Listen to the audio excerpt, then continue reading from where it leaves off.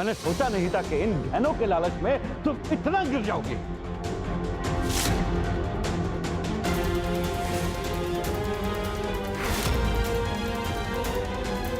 किसी को हक नहीं है मेरी दीमा से इस तरह से बात करने का।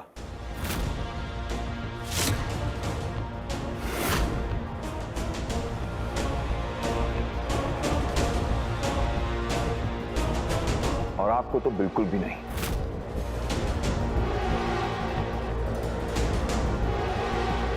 ये सब क्या हो रहा है दीमा? वही जो तेरे रहते नहीं हो सकता, उस काम को तेरे पीठ पीछे अंजाम देने की कोशिश की जा रही है राज। क्या हुआ मुझे बताइए। कल तक ये लड़की मुझे खूनी का इल्जाम दे रही थी और आज चोर बता रही है मुझे।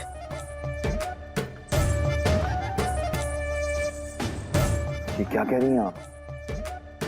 वो तो मुझे नहीं पता राज। रेवा के हिसाब से मैंने तुम्हारी माँ के जेवर चोरी किए हैं लॉकर से। माँ के जेवर आपको चुराने की क्या जरूरत है उनको? वो तो रेवा बताएगी।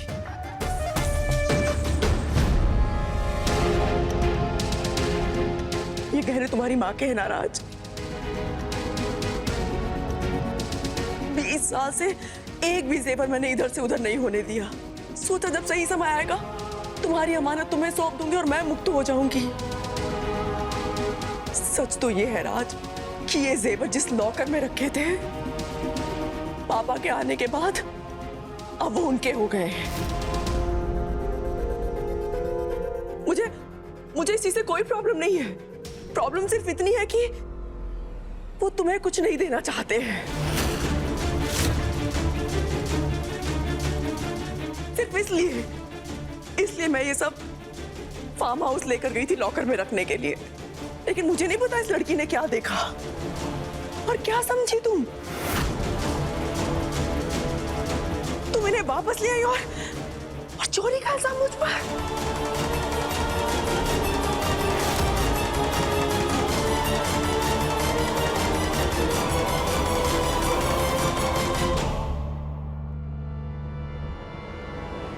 कितनी भोली हो तुम रेवा।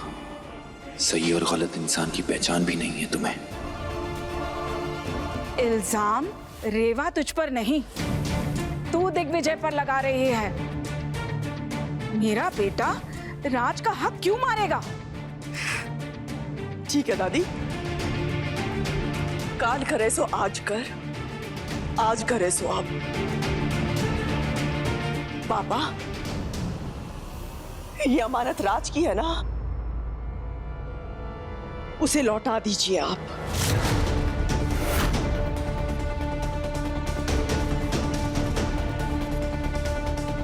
दे दीजिए ना पापा उसे उसकी अमानत वापस।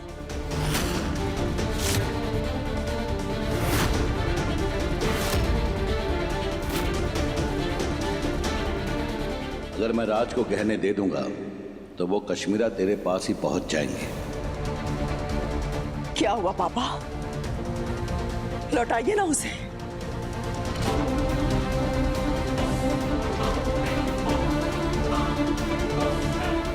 इसे कहते हैं चोर की दाढ़ी में तिनका।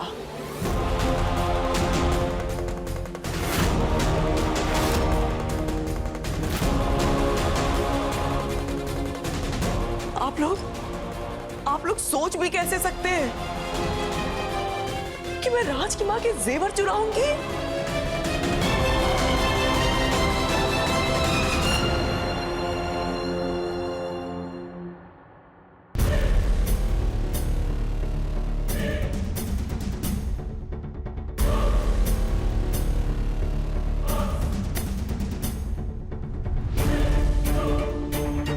मेरी मां को याद रखने के लिए मुझे इन निशानियों की जरूरत नहीं है, वो मेरे दिल में बसती हैं।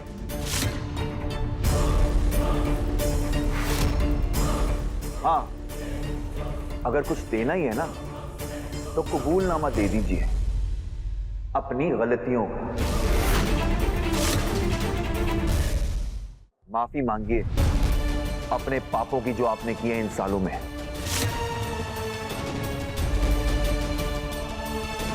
और जब तक ये नहीं कर सकते तब तक रखिए इन सबको अपने पास।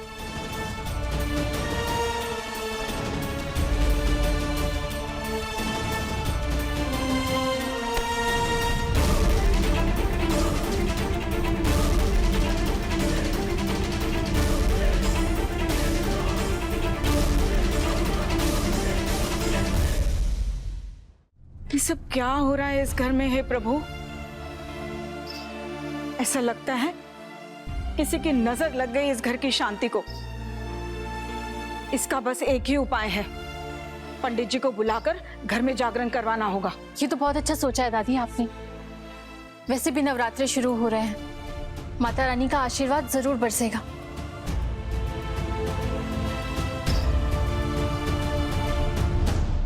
प्रेम से बोलो जय माता दी। एक वैवाहिक जीवन में पति पत्नी एक दूसरे के पूरक होते हैं। संबंध विच्छेद की संभावना तब प्रबल होती है जब दोनों ही एक दूसरे पर हावी होने का यत्न करें। जब जीवन साथी जीवन में आता है तो जिम्मेदारियों का आगमन भी होता है।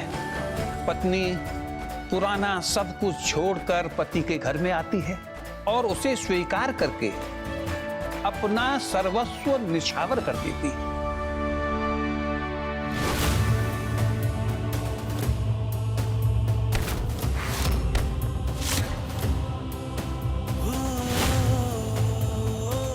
यहां तक कि पति के प्राणों की रक्षा के लिए अपने जीवन की आहुति तक दे देती है। इसीलिए पति धर्म भी कहता है कि पति पत्नी की ढाल बनकर संसार से उसकी रक्षा करे। अगर किसी ने भी इस लड़की के साथ जबरदस्ती करने की कोशिश की तो मैं उसे छोड़ूंगा नहीं।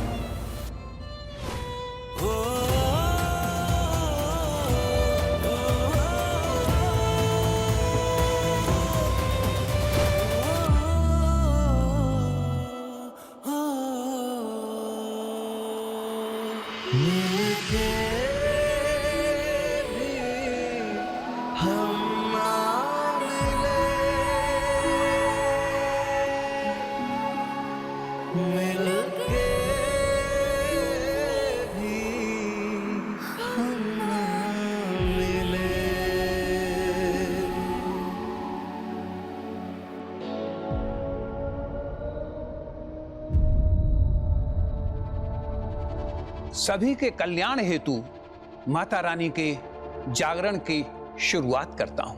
प्रेम से बोलो जय माता दी। जयकारा शेरा वाली का बोल, सच्चे दरबार की जय। बंद करो ये सब।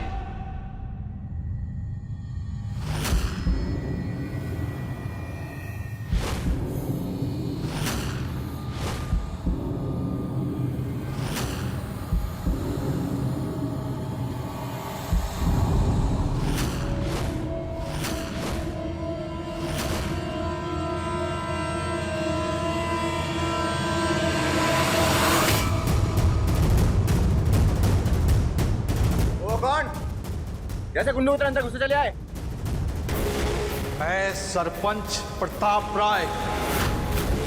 तो यहाँ कोई पंचायत नहीं चल रही।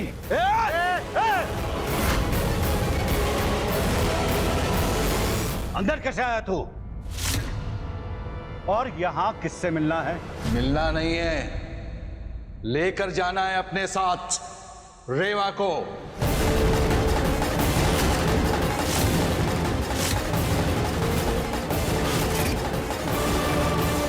बुलाओ उसे। कहाँ है वो? बुलाओ। रेवा! ए भैया! अरे वहां काय छुपी है? बाहर आ। देख हम सब तुझे लेने आए हैं। क्या बात है, जागरण अभी ठीक से खत्म भी नहीं हुआ और माता रानी की कृपा भी हो गई। चल गांव वापस चल। अरे आजा।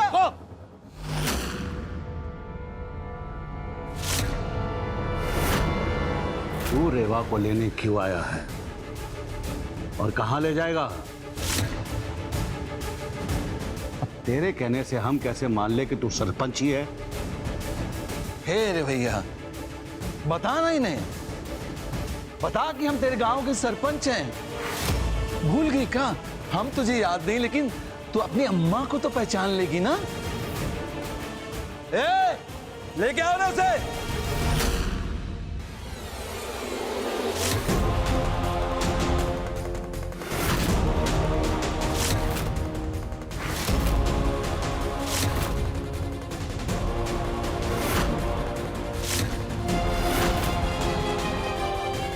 अरे जब से तू झगड़ा करके घर से भागी है, अरे ये तो रो रो के नर्मदा उफान दी है। और जैसे ही इसे खबर मिली कि तू यहाँ है, हमारे साथ यहाँ आ गई।